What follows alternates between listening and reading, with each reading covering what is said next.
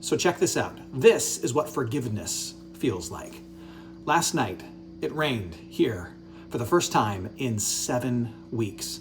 It has been 7 weeks, nearly 2 months with zero rain and 100 plus degree temperatures. We have been dying for some water to fall from the sky. Well, last night, it finally happened. My wife and I were sitting in the living room and we heard the rain start to hit the roof, and we had this surprised look on our faces. Smiles crept across those same faces, and then we bolted out the front door and we stood in the rain and looked up at the sky, and we celebrated. Like, we celebrated the arrival of rain. And then we looked around and all of our neighbors were doing the same thing. Not only that, but there were kids running out of all the houses and running through the streets, playing, splashing, and it was unlike anything I've really ever seen before.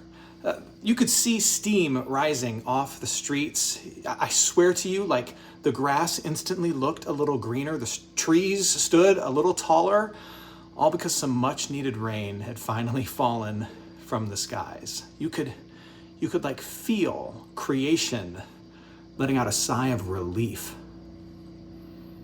That is what the forgiveness that is found in Jesus Christ is supposed to feel like.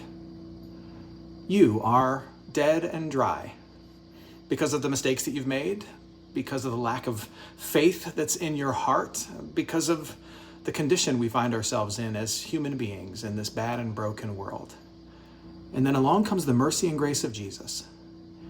And because he has lived the perfect life, because he has died the sacrificial, accountable death on behalf of mankind, and then risen out of our collective graves and given all the gifts to us, there is life, and there is mercy, and there is grace, and there is a future that is handed to us, that pours down upon us, these dry and thirsty souls, like rain in a desert. In fact, that's often how it's described in the scriptures. Isaiah 43, for example, God will make streams in the desert. He's pointing forward to the work of Jesus.